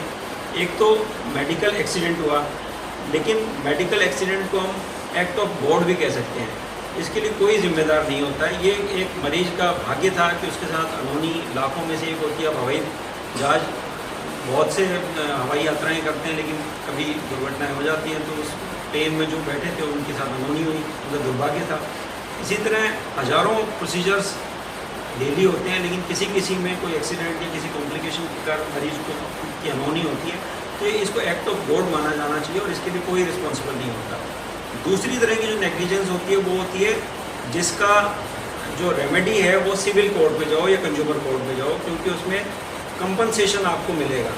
कोर्ट मानता है कि अधिकतर जो नेग्लिजेंस के दौरान घटनाएं होती हैं वो कंपनसेबल होती हैं, इवन डेथ इज़ कंपनसेबल। ऐसे बहुत से दर्जनों उदाहरण हैं जिसमें पेशेंट की डेथ हुई, मरीजों ने मांग की कि भाई क्रिमिनल केस चले और कोर्ट ने फाइनली उनको कहा कि भाई इसमें केवल कंपनसेशन मिलेगा, आपको क्रिमिनल आपका इसमें लायबिलिटी नहीं बनती है। तीसरा जो है वो है क्रिमिनल लायबिलिटी। अब क्रिमिनल जो लायबिलिटी है वो केवल 2 कंडीशन में होती है। क्रिमिनल लायबिलिटी कब होगी? जब वो डॉक्टर था वो ब्लेम वर्ती स्टेट ऑफ माइंड से काम कर रहा था, मतलब उसका जब वो कोई सर्जरी कर रहा था या कोई काम कर रहा था तो उसमें उसकी जो मानसिक दशा थी वो ऐसी थी कि वो कल्पेबिलिटी थी, उसमें एक अपराधी जिस तरह से काम करता है उस स्टेट ऑफ माइंड से काम कर रहा था। तो इसमें केवल 2 कंडीशंस ऐसी होती हैं, या तो उसने इंटेंशनल कोई पेशेंट का नुकसान किया, जैसे ऑक्सीजन लग रही थी उसने ऑक्सीजन जानबूझ के हटा दी, या उसकी नस जानबूझ के ऑपरेशन के दौरान काट दी, तो डेफिनेटली ये तो क्रिमिनल एक्ट है और इसमें तो एक सामान्य आम अपराधी के साथ जो बर्ताव होता है वही उस डॉक्टर के साथ होना चाहिए, इसमें तो कोई संदेह नहीं है। दूसरी जो अवस्था होती है वो होती है रेकलेसनेस, जैसा डॉक्टर साहब ने बताया था। और रेकलेसनेस जो होती है वो तब मानी जाती है जब ग्रॉस नेग्लिजेंस हो। ग्रॉस नेग्लिजेंस को कोर्ट ने बहुत तरीके से बताया कि कंप्लीट इनडिफरेंस टुवर्ड पेशेंट, मतलब आप पेशेंट मर रहा है और आप उस पर ध्यान ही दे रहे, कंप्लीट इनअटेंशन, पेशेंट की तरफ तो आपका बिल्कुल ध्यान ही नहीं है, कंप्लीट एपैथी पेशेंट के प्रति, आप पेशेंट आप है और आप जयपुर में छुट्टियां मना रहे हो आप पेशेंट भर्ती करके। तो ये जब स्थिति होती है तो उसको बोला जाता है कि रेकलेसनेस है। तो केवल इन 2 अवस्थाओं में एक डॉक्टर पे क्रिमिनल केस बनता है। बाकी सभी जो अवस्थाएं हैं वो उसमें आप या तो सिविल कोर्ट में जाइए या मेडिकल एक्सीडेंट यदि है तो उसमें तो कोई कंपनसेशन भी नहीं होता। बड़े से बड़े सेमिनार में भी बहुत सारा मौका मिलता है, डॉक्टर्स को भी इसमें शामिल होने का मौका मिलता है। आपने बड़ी बेबाकी के साथ, बहुत ट्रांसपेरेंसी के साथ सारी चीज़ों का खुलासा किया। मैं नहीं समझता कि आवाम जो इस समय इंदौरिया टाइम से मुखातिब है उन्हें किसी तरह की कोई शक, शुबा या कोई शंका रह जाती है। आपने ये भी बताया कि डॉक्टर कहाँ कहाँ दोषी हो सकता है। अनएक्सपेक्टेडली डॉक्टर राजशेखर के द्वारा जो कुछ नॉलेज यहाँ पर शेयर की गई है, मैं केवल आवाम को, चिकित्सकों को, बल्कि जो भी व्यक्ति इस एपिसोड को देखेगा, यहाँ की चिकित्सक भी यदि इसे पूरे को ढंग से एपिसोड को सुनेगा तो वो भी अपनी नॉलेज को अपडेट करता हुआ पाएगा। आज राकेश जी आपने मौका बहुत अच्छा दिया है कि हम कोटपुतली ऐसी जगह जो राज्य की राजधानी को देश की राजधानी दिल्ली से जोड़ती है और एक जिले के रूप में शाहपुरा, कोटपुतली और बहरोड एक ये इकाई अगर हम देखें तो हम राज्य ही नहीं पूरे देश का भी इस प्रोटोकॉल को अगर अपनाएंगे तो उससे ले सकते हैं। तो बात रही कि एक्सीडेंट या नेग्लिजेंस। आप नेग्लिजेंस का शब्द एक बार ये मान के चलिए कि एक घर के अंदर उसी अस्पताल में डिलीवरियां हो रही हैं, उसी घर की 10 डिलीवरी हो गई हैं, उसी घर में 3 सीजरियन हो चुके हैं, वो सही हुए, लेकिन जिस समय किसी डिलीवरी के बाद खून बह गया या सीजरियन के बाद किसी की डेथ हो गई तो ये कहते हैं इस पर वो नेग्लिजेंस के वो सारी चीज़ें आनी शुरू हो जाएंगी। जबकि आप मान के चलिए जिन चीज़ों को हम नेग्लिजेंस कहते हैं वो हमारे यहाँ मोर्टेलिटी रेट कहलाती हैं और हमारे चिकित्सकों के कारण से ये मोर्टेलिटी रेट घटती रही है। जब बच्चा पैदा होता है और बड़ा होता है तो उसको कहते हैं कि इन्फेंट मोर्टेलिटी रेट ये फिक्स है कि इतने आंकड़े कितनी होती है। पीडियाट्रिक में न्यूमोनिया के केसेस में, डायरिया के केसेस में इतनी मोर्टेलिटी होती हैं। मैटरनल मोर्टेलिटी डिलीवरीज के बाद होती हैं। तो जब ये डिलीवरीज के बाद ये चीज़ें सब कुछ देने के बावजूद भी होती हैं तो ये नेग्लिजेंस के क्राइटेरिया में नहीं आती हैं क्योंकि ये उसके परिणाम हैं। आप मान के चलिए जब हार्ट अटैक का मरीज होता है उसको स्टंट लगा दिया जाता है, जब सही हो जाता है तो सब बहुत अच्छा होता है, लेकिन उसका रीऑक्लूजन हो गया तो वो उसमें कॉम्प्लिकेशन है। हम एक छोटी सी बात, क्योंकि आप मंथन के अंदर बात करें तो हम आम जनता के साथ ये मंथन कर रहे हैं, तो आप मान के चलिए सबसे पहले आज हमारे पास मरीज आके कहता है डॉक्टर साहब दवाई लिखवा से पहले ये देख लीजिए मैंने ये चीज़ से एलर्जी है, मेरे को पैरासीटामोल से एलर्जी है। मतलब आप ये मान के चलिए कि कोई भी जो दवा है हम दे रहे हैं अगर वो डोज से कई बार ज़्यादा कम दी जाए तो या उस दवाई से भी रिएक्शन हो सकता है। पहले हमने कई अस्पतालों में ऐसा देखा है कि इंजेक्शन पेनिसिलिन लगाया और मरीज की डेथ हो गई, वो उसका कॉम्प्लिकेशन है कि अर्ध ही हो जाएगा, उसके लिए दोषारोपित किसको कर रहे हैं? डॉक्टर को कर रहे हैं किसने नेग्लिजेंस कर दिया जबकि उसने उसको टेस्ट किया। तो आप मान के चलिए चाहे दवा की बात हो, चाहे किसी प्रोसीजर की बात हो, चाहे किसी ऑपरेशन की, हम जैसे ट्यूबेक्टमी ऑपरेशन है, फैमिली प्लानिंग का ऑपरेशन है, आप पूरे देश के डाटा उठा के देखिए कि उनके फेलियर रेट कितनी है। तो ये जो चीज़ें हैं उसके कॉम्प्लिकेशंस हैं जबकि आप उनको नेग्लिजेंस में कन्वर्ट कर रहे हैं। एक बात मंथन के माध्यम से ये कहना चाहेंगे, एक डॉक्टर जो पूरा ट्रेंड होकर काम करता है तो आप उसको क्रिमिनल नेग्लिजेंस में नहीं ले जा सकते। और इसीलिए जब अभी आईपीसी से बीएनएस में भी कन्वर्ट हुआ था तो किसी एक बात में थी तो सभी समुदाय ने जोर दिया था कि क्रिमिनल नेग्लिजेंस भी नहीं हो सकती। अभी हम इसके अंदर बात करेंगे दूसरी कि अगर आज सब कुछ होते हुए भी किसी की डेथ हो गई है तो आम जनता क्या करे? जनता ये सोच रही है कि ये सब अपनी बात करें। अगर आप मान के चलिए हमेशा बचाया नहीं जा सकता, हर चीज़ की एक उम्र होती है। किसी चीज़ का इलाज करते हैं, आप देखो मीटिंग करते करते भी कई बार हम देखते हैं कि उसको कार्डियक अरेस्ट होता है, वो बात कर रहा था और वो खाना खाते करते मर जाता है। तो इन सब परिस्थितियों को हम नेग्लिजेंस से केवल लापरवाही का जामा नहीं करना, ये सब एक्सीडेंट या इंसिडेंसेस हैं। इसमें अब आम जनता क्या कर सकती है उसकी बात करेंगे। आम जनता को अगर ऐसा लगा कि इसकी ये डेथ हुई है तो आप मान के चलिए कि जैसे अस्पताल में कभी अगर डेथ हो जाएगी तो अस्पताल की ड्यूटी होती है कि वो पुलिस को इन्फॉर्म करता है कि साहब हमारे अस्पताल में डेथ हो गई है, अब आप इसका पोस्टमार्टम करवाओ, ताकि इसका कारण पता चले और उसके न्याय मिल सके।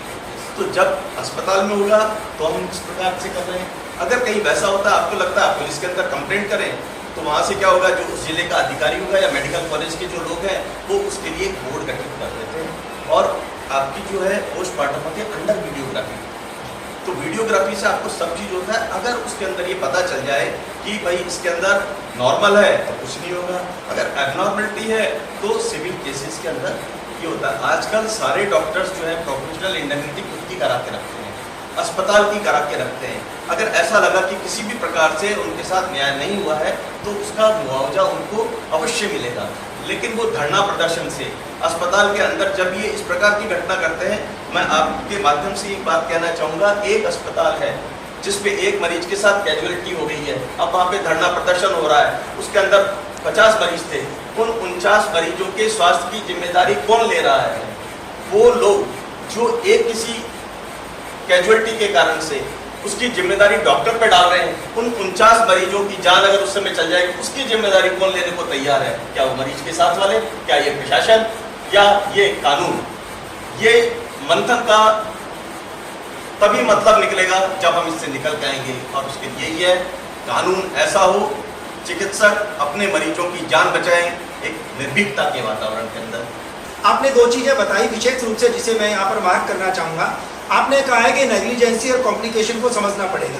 कुछ चीज़ें कॉम्प्लिकेशन के दौरान पैदा होती हैं, उसे हम नेग्लिजेंस नहीं कह सकते। और दूसरी एक सबसे बड़ी बात, यदि आफ्टर डेथ या किसी कैजुअलिटी के आप किसी हॉस्पिटल में आकर यदि आप उसके मौताने को लेकर के आप वहाँ पे धरना प्रदर्शन करते हैं, माहौल ख़राब करते हैं, तो मैं डॉक्टर साहब आपकी बात से 100,000 टाइम एग्री करता हूँ कि उस हॉस्पिटल में जितने भी पेशेंट होते हैं, जितने भी अटेंडेंट होते हैं, उनकी मनस्थिति 100 नहीं तो करीब 60-70% को बदल ही जाएगी। वो भी ये सोचेंगे कहीं हमारे साथ ऐसा ना हो जाए। पहले ऐसा होता था कि जी कोई कैजुअलिटी होती थी तो भी पता नहीं होता था, उसे एक जनरल स्ट्रेचर पे लेके चलाया जाता था, किसी को ये नहीं पता लगता था कोई डेथ हो गई। आज यदि इस तरह का माहौल पब्लिक में क्रिएट होगा तो किसी ना किसी दिन हर एक हॉस्पिटल में, ऐसा कोई हॉस्पिटल नहीं है जिसमें कोई डेथ नहीं हुई हो, यदि इस तरह से और माहौल खराब करेंगे तो उसकी जिम्मेदारी कौन लेगा? जैसा कि डॉक्टर साहब ने कहा है, उस ड्यूरेशन में या उसके अगले 2 या 3 दिन में यदि किसी का बीपी बढ़ता है, यदि उसका कोई कॉम्प्लिकेशन हो जाता है, जिसकी आपने कोई फीस नहीं दी, जिसका कोई कमिटमेंट नहीं था, जो पार्ट ऑफ उपचार नहीं था, उसके लिए कौन जिम्मेदार होगा? ये मंथन का एक पीक पॉइंट था जिसके अंतर्गत डॉक्टर साहब ने बड़ी बेबाकी से इस बात को रखा है। और हमें आवाम के साथ ये बातें अपनी चर्चाओं में रखनी पड़ेंगी, साझा करनी पड़ेंगी कि कॉम्प्लिकेशन को नेग्लिजेंसी का नाम देकर, उसे एक्सीडेंट या क्रिमिनल एक्सीडेंट का नाम देकर यदि हम इस प्रोफेशन को बदनाम करते हैं तो संभवतः हमारा जीवन बहुत लंबे समय तक सुरक्षित रहने वाला नहीं है। हर मानव की संरचना में बहुत ही अंतर होता है। एक दवाई किसी के लिए रामबाण हो जाती है, वही दवाई उसके लिए जानलेवा भी हो जाती है। इस बात को हमें समझना पड़ेगा कि कोई दवाई किसी को साइड इफेक्ट करती है तो वो दवाई के अंदर कमी नहीं है। साइड इफेक्ट का मतलब है कि वो बॉडी उसकी जो है उसको रिएक्शन कर रही है। रिएक्शन करने का मतलब उस बॉडी में कोई कमी है तो उस दवाई से वो दवाई उसको मतलब उसको एक्सेप्ट नहीं कर रही है, वो बॉडी में कमी है और आप दवाई दोषी ठहरा रहे हो उसको दवाई को या उसको देने वाले डॉक्टर को। तो कितनी बड़ी विडम्बना की बात है कि अपन जो चीज़ वो मर्म है तब कहाँ भी कमी है उसको तो अपन एक्सेप्ट नहीं करना चाहते और अपन दोषी ठहरा देते हैं जिसको जो दे रहा है उसको।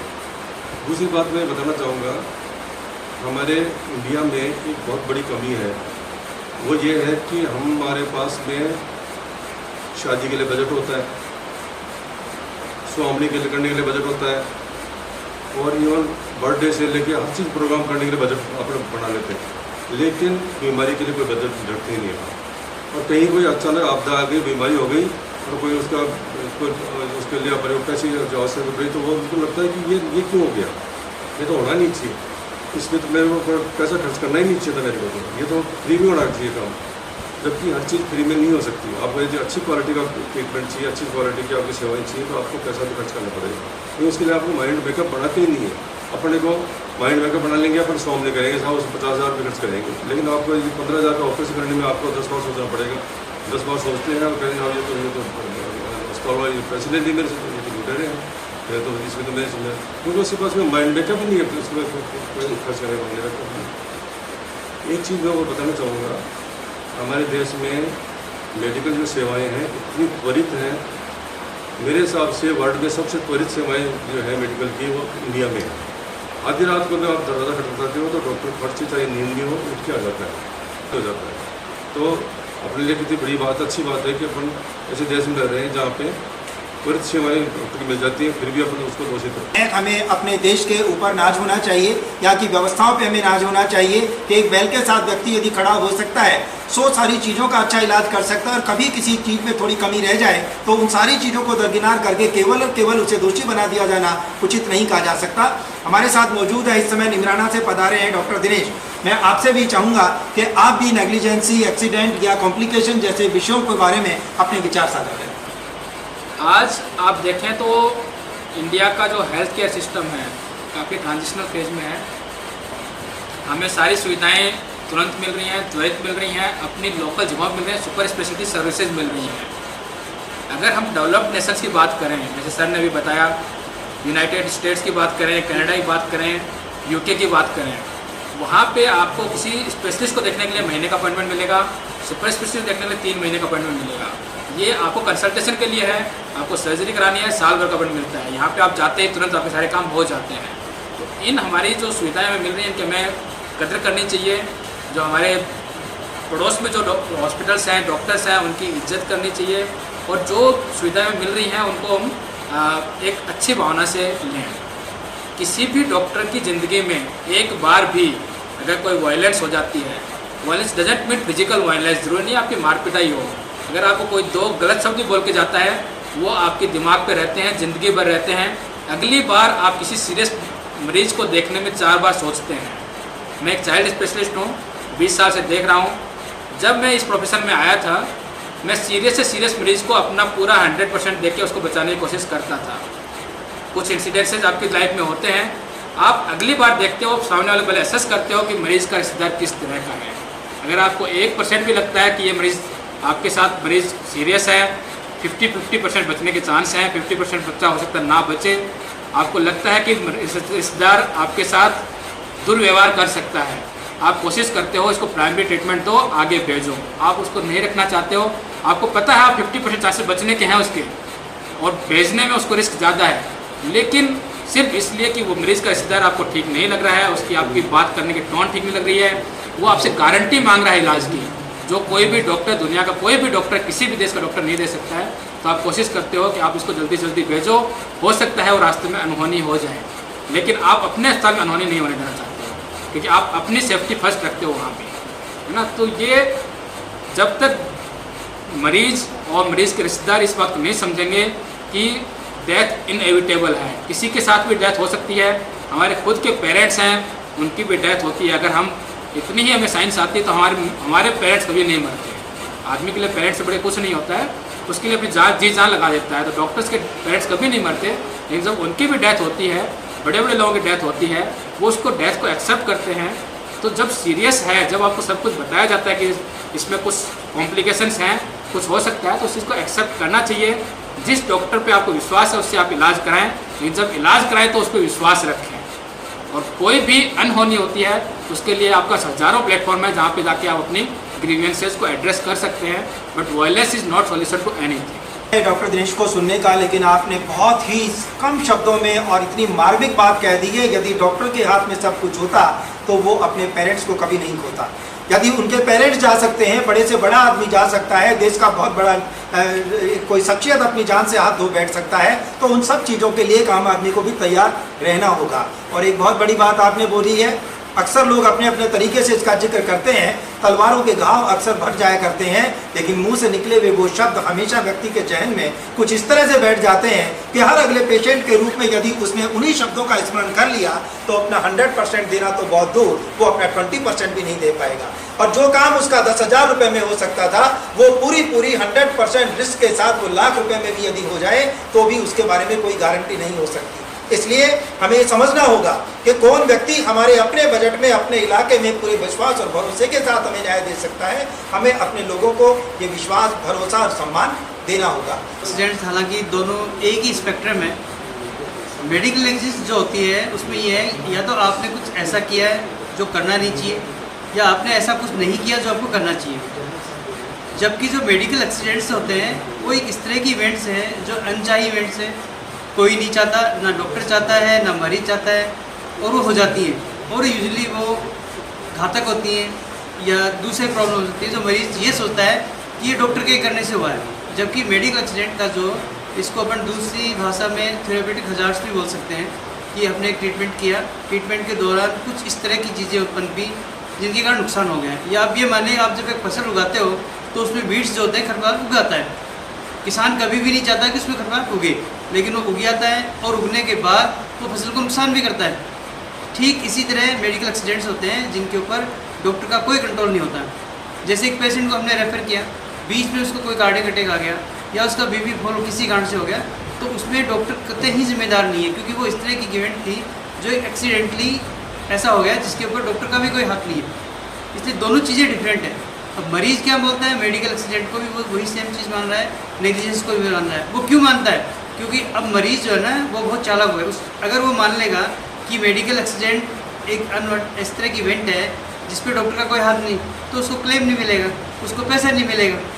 इसलिए उसने क्या, जहाँ उसको लगता है कि ये मेडिकल एक्सीडेंट है, वहाँ वो सीधा हॉस्पिटल में धरने के लिए जाता है। जहाँ उसको लगता है मेडिकल नेग्लिजेंस है, वहाँ तो वो कोर्ट का रास्ता ही अपनाता है, जैसे कि सिविल कोर्ट में जाता है। लेकिन जहाँ क्रिमिनल नेग्लिजेंसी होती है, उसको लगता है नहीं है, तो डॉक्टर को प्रेशर में ला के मेडिकल एक्सीडेंट्स के को नेग्लिजेंस बनाता है और वो क्रिमिनल नेग्लिजेंस बनाता है। आप देखिए, वो एक्चुअल में नेग्लिजेंस भी नहीं है, सिविल नेग्लिजेंस भी नहीं है, लेकिन वो उस एक्सीडेंट को मेडिकल जो क्रिमिनल नेग्लिजेंस बनाता है और इसका प्रेशर डालता है कि डॉक्टर जैसे नहीं करेगा तो क्या होगा, या तो बदनाम होगा, वो साइकोलॉजिकली प्रेशर में आएगा। अभी डॉक्टर रचना का आपने सुना होगा, जिसके कारण नहीं सौंपी जाई थी, उसको मजबूरी में ना सुसाइड भी करना पड़ा। तो ये इस तरह की जो स्थितियाँ होती हैं, इनसे बचने के लिए इन दोनों में डिफरेंट होना ज़रूरी है। लेकिन ये तभी चेंज होंगी तब जो लोग हैं वो शिक्षित होंगे, जब वो समझेंगे कि डॉक्टर ने जो किया है वो अच्छा किया है, लेकिन जो कुछ इस तरह का हुआ है, हर चीज़ का रिजल्ट 100% नहीं हो सकता है। कुछ काम करते हैं, रिजल्ट उसका अलग होता है, और ये हर आदमी के जीवन में होता है। एक आदमी खुद ही करता है, 5 साल बाद वो सोचता है कि मैंने ये काम नहीं किया होता तो अच्छा होता है। इस तरह ये जो इवेंट्स होती हैं, क्योंकि वो इसलिए सोचता है कि उसका रिजल्ट अलग रहा है, लेकिन डॉक्टर के हाथ में चीज़ें नहीं होती है। डॉक्टर के हाथ में एक फिक्स टाइम होता है, उसी टाइम एक विंडो के अंदर उसे डिसीजन लेना होता है। अगर वो डिसीजन नहीं लेगा तो मरीज वैसे उसको दूसरे रिजल्ट आ जाएंगे। तो इसलिए मरीजों को, या इस माध्यम से मैं कहना चाहता हूँ कि जितने भी लोग हैं, चाहे एजुकेशन हो चाहे एडवोकेट्स हो, वो ये समझें और लोगों को भी समझाएं कि जो मेडिकल नेग्लिजेंस है वो एक डिफरेंट चीज़ है। वो डॉक्टर करता ही नहीं है, क्योंकि जो क्वालिफाइड डॉक्टर है वो जो भी कुछ करेगा वो कुछ ऐसा करेगा जो उसने सीखा है, तो नेग्लिजेंस तो होगी नहीं। अब कुछ एक्सीडेंट्स हो रहे हैं, मेडिकल एक्सीडेंट्स हो रहे हैं, जो अनटोवर्ड इवेंट्स जो हो जाती हैं, उनके लिए डॉक्टर को कतई ही जिम्मेदार नहीं समझा जाए और डॉक्टर को रिस्पेक्ट करें, ताकि डॉक्टर भी मरीज़ का रिस्पेक्ट करें। हम उनकी कम से कम ट्रीटमेंट, बहुत ही कम रेट्स पे उसका ट्रीटमेंट करें। अदरवाइज़ क्या होगा, हम लगेगा कि मेडिकल एक्सीडेंट्स पे अगर हम पे पड़ेंगे तो हमें रेट्स बढ़ाने पड़ेंगे, क्योंकि उस अल्टीमेट जो सपोज करिए हम मोताना देंगे या इस तरह की जो हमारे पर कोर्ट केस वगैरह होगा, उसका प्रेशर किस पे पड़ेगा? डॉक्टर पे पड़ेगा। एक इकोनॉमिकल जो चीज़ दे रहे हैं, फाइनेंस पे प्रेशर पड़ेगा, तो अल्टीमेटली मरीज़ को ही पे करना पड़ेगा, हमें नहीं करना पड़ेगा। और अब जब इंडस्ट्री ये बन जाएगा मेडिकल इंडस्ट्री, हम प्रोफेशनल्स हैं, अभी हम मरीज़ का ध्यान रखते हैं, उसकी पॉकेट भी देखते हैं, मरीज़ को भी देखते हैं, वो कहाँ देखते हैं। लेकिन अगर वेस्टर्न कंट्रीज़ की तरह ये सारी एक इंडस्ट्री जाएंगे तो वहाँ मरीज़ का हॉस्पिटल में घुसना ही मुश्किल हो जाएगा। आप वहाँ अगर आप ओपीडी दिखाओगे तो उसमें इतना खर्चा होगा, आप सपोर्ट नहीं कर सकते हो। मैं आपको इंग्लैंड की बात बताता हूँ, वहाँ के जो किंग हैं, उनको कैंसर के पेशेंट होने का 3 घंटे तक स्ट्रेचर पे लेटे रहे, तब तक उनका इन्वेस्टिगेशन नहीं हुआ, 3 घंटे तक। तो आप सोच सकते होगे एक नॉर्मल मरीज के लिए क्या स्थिति होगी। इसलिए मेडिकल नेग्लिजेंस और मेडिकल जो एक्सीडेंट्स, उनमें डिफरेंस समझें। मेडिकल नेग्लिजेंस है, उसके लिए गवर्नमेंट ने हर प्लेटफॉर्म दे रखा है। आप पुलिस के पास जा सकते हो, आप लोक अदालत जा सकते हो, कंज्यूमर कोर्ट जा सकते हो, आप सुप्रीम कोर्ट तक भी आके जा सकते हो, आप ह्यूमन राइट्स पे जा सकते हो अगर कोई नहीं सुन रहा है तो। इवन आप हॉस्पिटल की जो है MCI जो उसमें जा सकते हो, और हॉस्पिटल की जो कुछ हमारे डॉक्टर्स की एसोसिएशन है, आप वहाँ भी जा सकते हो। कोई हॉस्पिटल अगर गलत काम करता है, हम उसके साथ नहीं है, ये मैं इस प्लेटफॉर्म से कहना चाहता हूँ। हम जो डॉक्टर से कोई गलत काम नहीं करते। कुछ लोग क्या होते हैं कि डॉक्टर नहीं होते हैं और वो अपने आप को एक फेक डॉक्टर बनते हैं, जो कि अभी RMC का चल रहा है। वो लोग इस तरह का काम करते हैं और डॉक्टरों का नाम बदनाम करते हैं। तो इस तरह की अगर किसी के पास हो, हमसे मिलें। मैं यूथ ट्राफ का मेंबर हूँ लोकल लेवल पर, यहाँ डॉक्टर साहब हैं जो सेंट्रल लेवल पर हैं। इस तरह के कोई लोग कर रहे हैं और डॉक्टर को बदनाम कर रहे हैं, तो हम उनको एक्सपोज करेंगे और उनका सपोर्ट करेंगे। हर आदमी का एक जेनेटिक स्ट्रक्चर अपने आप अलग रहता है, कम्प्लीटली अलग रहता है। कि आप आवाज़ से पहचान लेते हैं कि सर की आवाज़ है, ये सर की आवाज़ है। आवाज़ की टोन में डिफरेंस आता है, तो आप कैसे कर सकते हैं हर चीज़ एक जैसे बिहेव करेगी आपके साथ। आप कोई भी काम कर रहे हैं, सडनली कोई चीज़ होगी, अनइविटेबल होगी कोई, या आप ओटी में कोई पेशेंट को लिया, एंजाइटी से उसको स्ट्रेस हो गया, स्ट्रेस होने के बाद उसके टेकिकार्डिया हो गया, एमआई हो गया उसको। अब आप तो कुछ और कर रहे थे, एमआई हो गया, उसको मैनेज करोगे। अब बाहर आके बोलें कि भाई ठीक है इसमें हार्ट अटैक आ गया, मानने को तैयार नहीं होते।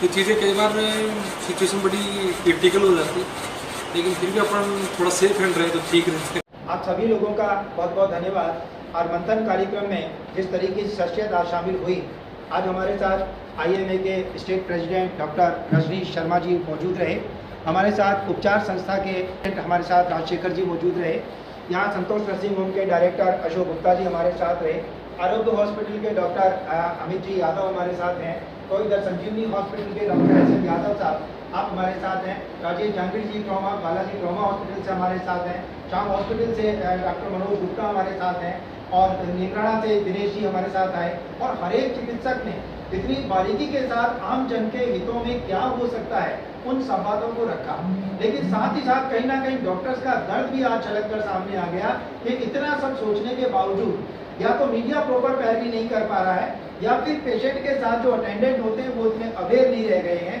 और या फिर क्राउड में कोई भी व्यक्ति ऐसा नहीं होता है जो कि लोगों को बरगलाने से रोक सके। यदि वो उन लोगों को एजुकेट करे, उन्हें समझाए, तो ये मोकाने जैसी परंपरा जो लगभग कोराबाटी और राठ क्षेत्र के अंदर जिस तरह से पनप रही है, जो राजस्थान में बहुत ज़्यादा जगह देखने को नहीं मिलती, यदि हमने इस पर विराम नहीं लगाया तो संभवतः ये क्षेत्र जहाँ गौरवान्वित महसूस करते हैं लोग यहाँ के, वो अपने आप को शर्मसार महसूस करेंगे। इसलिए मैं इलेक्ट्रॉनिक मीडिया के माध्यम से, इंदौरिया टाइम्स के माध्यम से आप सभी लोगों का धन्यवाद करते हुए आवाम से अपील करता हूँ कि डॉक्टर को यथोचित सम्मान दें, उसको पूरा सम्मान देने के साथ साथ उस पर भरोसा जताएं और अपनी लंबी उम्र की कामना करें। आप सभी लोगों को पुनः एक बार बहुत बहुत धन्यवाद।